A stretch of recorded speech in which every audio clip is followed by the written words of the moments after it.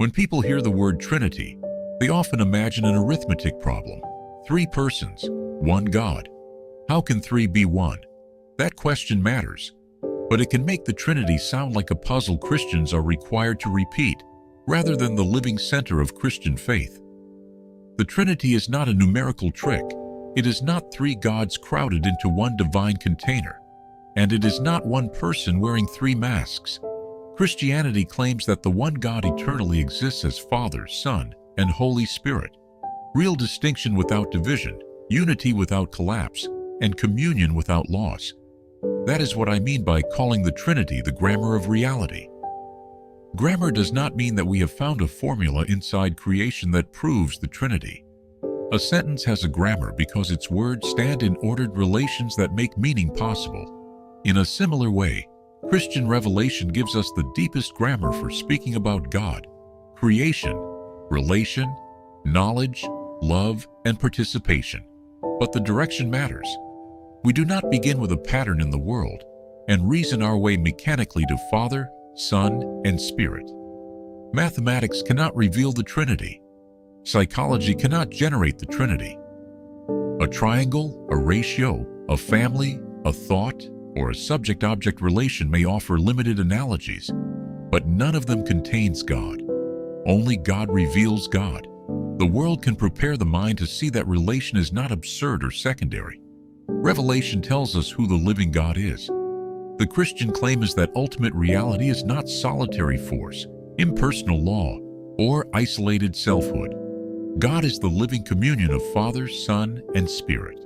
The Father is the unbegotten source. The Son is eternally from the Father as the perfect Word, image, radiance, and expression of God.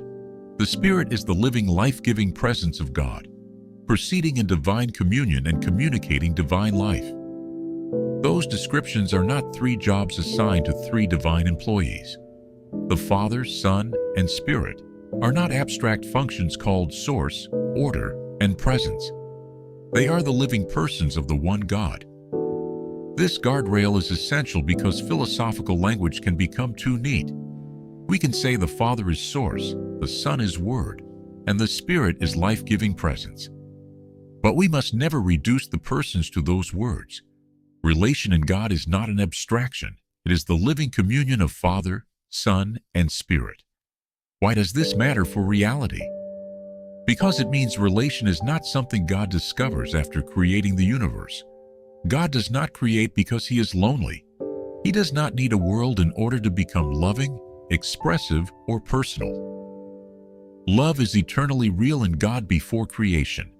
Creation is therefore free gift, not divine need. God does not create in order to become relational. God creates because relational love is already eternally full in Him. This changes the way we understand existence. If the source of reality were pure isolation, then communion might be an accidental development appearing late in the universe. Love would be a useful arrangement between organisms. Personhood would be a temporary effect of impersonal forces. But if reality comes from the triune God, relation is not a superficial addition to being. Creation can contain real distinction, order, response, and communion, because its source is not solitary force but triune life.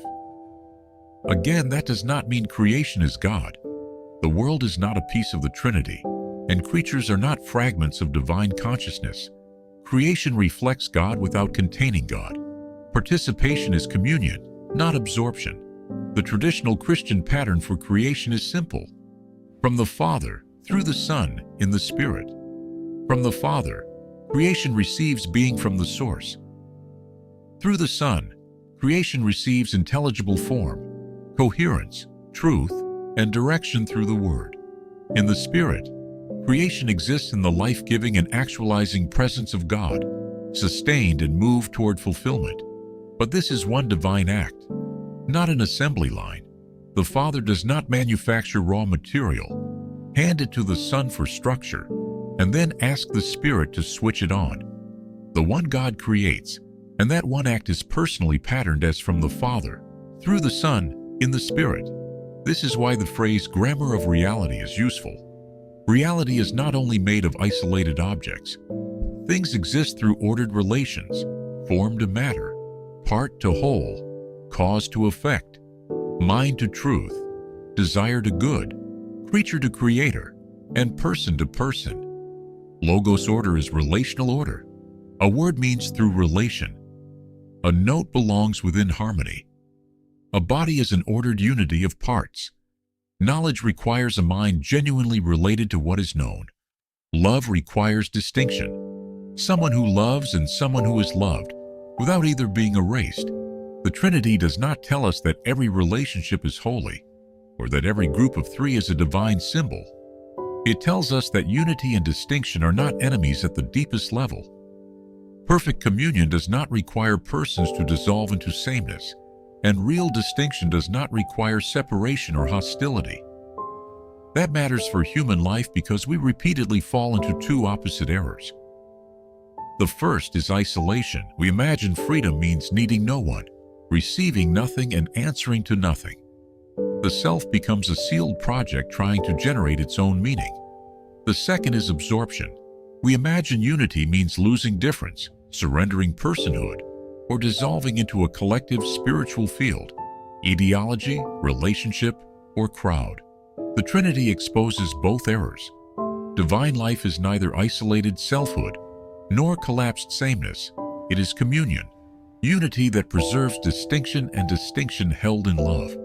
This also clarifies what Christian participation means.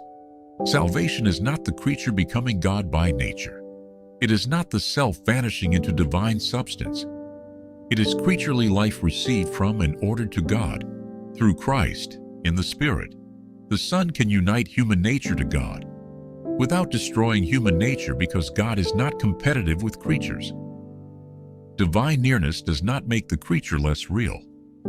Because God is the source of being, communion with God makes the creature more fully what it was created to be. The Spirit does not erase the person. The Spirit makes the restored life of Christ participable in persons. Grace does not replace creaturehood. It heals and fulfills it. This Trinitarian grammar also protects the Logos from becoming an impersonal cosmic principle. The Logos is not merely structure, information, or rational law. The Logos is the Son, the living Word of the Father. Created intelligibility reflects the Word, but the Word infinitely exceeds the patterns of creation. Likewise, the Spirit is not energy, vibration, atmosphere, or the emotional feeling of connection.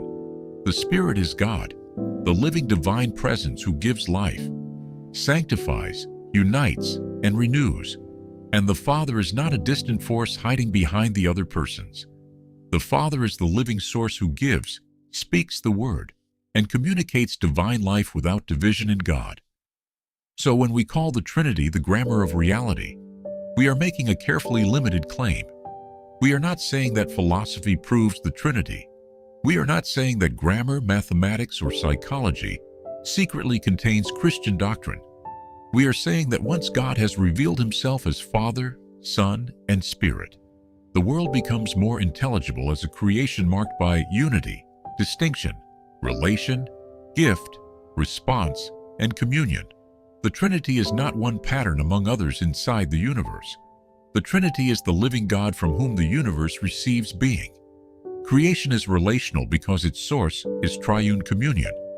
It is intelligible because it is made through the Word. It can participate in divine life because the Spirit communicates that life without collapsing creator and creature. This is why Christianity can say both that God is beyond every model and that reality genuinely reveals something of Him. The signs are real, but the mystery is greater. Theology can speak truthfully, but it cannot own God. The Trinity therefore gives us both confidence and humility.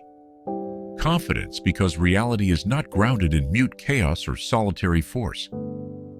At the source of all things is living, intelligible communion. Humility because Father, Son, and Spirit are not concepts we have mastered. They are the living God who has made himself known and still infinitely exceeds our understanding. The Trinity is not an equation to solve. It is the revealed grammar within which creation, love, knowledge, participation, and salvation begin to make sense. And that leads directly into the central posture of living under the sun.